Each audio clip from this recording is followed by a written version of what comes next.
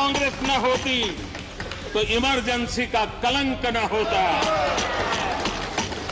अगर कांग्रेस न होती तो दशकों तक करप्शन को संस्थागत बनाकर नहीं रखा जाता। अगर कांग्रेस न होती तो जातिवाद और क्षेत्रवाद की खाई इतनी गहरी न होती। अगर कांग्रेस न होती तो सिखों का नरसंहार न होता। सिखों का नरसंहार न होता। सालों साल पंजाब आतंकी आग में न जलता। अगर कांग्रेस न होती तो कश्मीर के पंडितों को कश्मीर छोड़ने की नौबत न आती। अगर कांग्रेस न होती तो बेटियों को तंदूर में जलाने की घटनाएं न होती। अगर कांग्रेस न होती तो देश के सामान्य मानवी को घर, सड़क, बिजली, पानी, शौचालय, मूल सुविधाओं के लिए इतने सालों तक इंतजार न करना पड़ता। बात दुनिया के सामने गाजे बाजे के साथ कहनी चाहिए थी, वो कहने से कतरा गए। हमें गर्व के साथ कहना चाहिए था कि भारत मदर इंडिया ये मदर ऑफ डेमोक्रेसी है।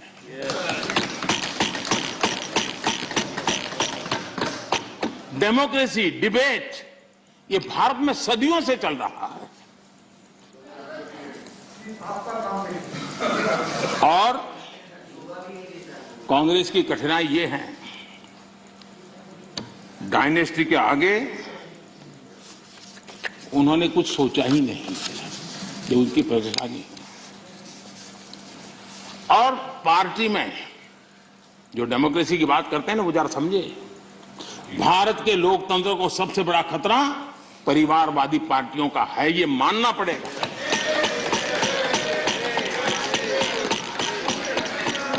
और पार्टी में भी जब कोई परिवार सर्वोपरि होता है तब सबसे पहली कैजुअलिटी, जब पार्टी में भी कोई एक परिवार सर्वोपरि हो जाता है तो सबसे पहली कैजुअलिटी टैलेंट की होती है।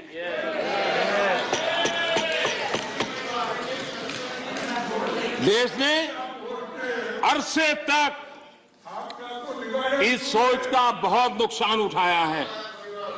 मैं चाहता हूं कि सभी राजनीतिक दल लोकतांत्रिक आदर्शों और मूल्यों को अपने दलों में भी विकसित करें, उसको समर्पित करें और हिंदुस्तान की सबसे पुरानी पार्टी के रूप में कांग्रेस इसकी जिम्मेवारी ज्यादा उठाए।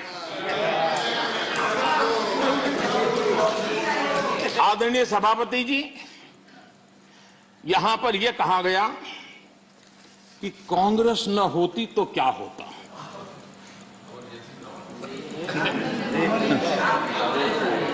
India is Indira, Indira is India, यही सोच का परिणाम है।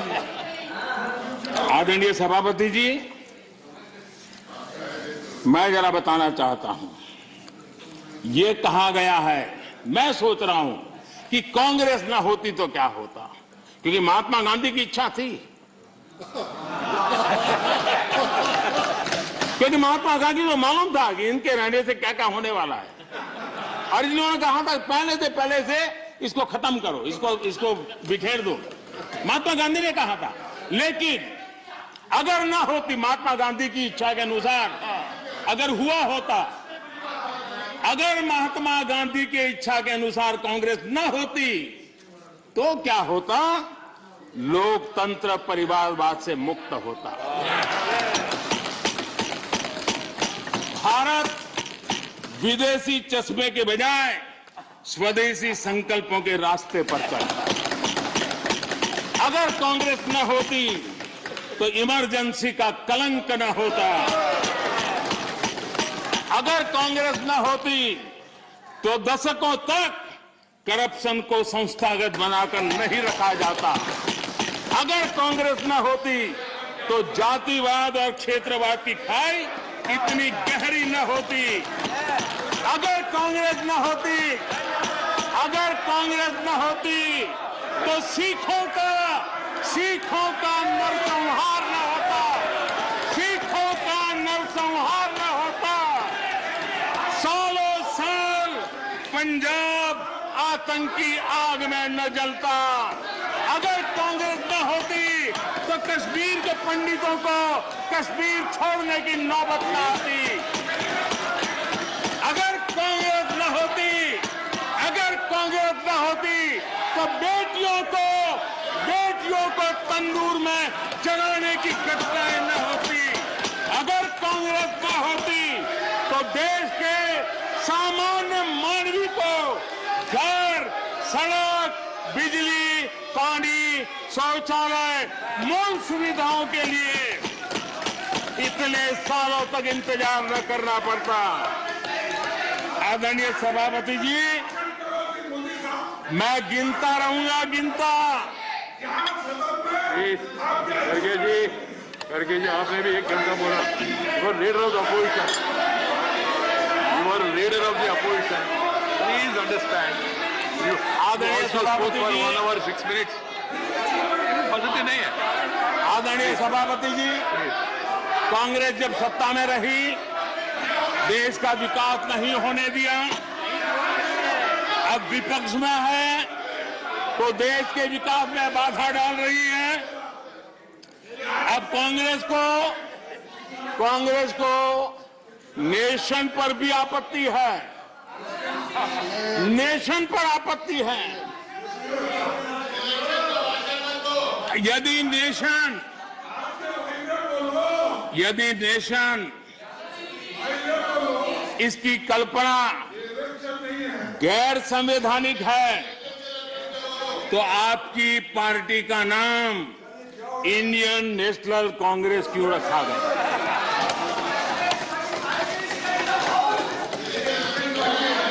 अब आपकी ये नई सोच आई है तो इंडियन नेशनल कांग्रेस नाम बदल दीजिए और आप फेडरेशन ऑफ कांग्रेस कर दीजिए। अपने पूर्वजों की गलती जरा सुधार दीजिए।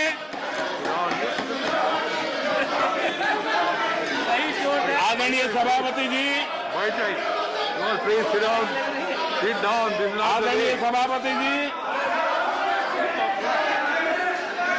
यहाँ पर Nothing will go on record without my permission. आदरणीय सभापति जी, Without my permission, nothing will go on record. Any comment? Federalism को लेकर भी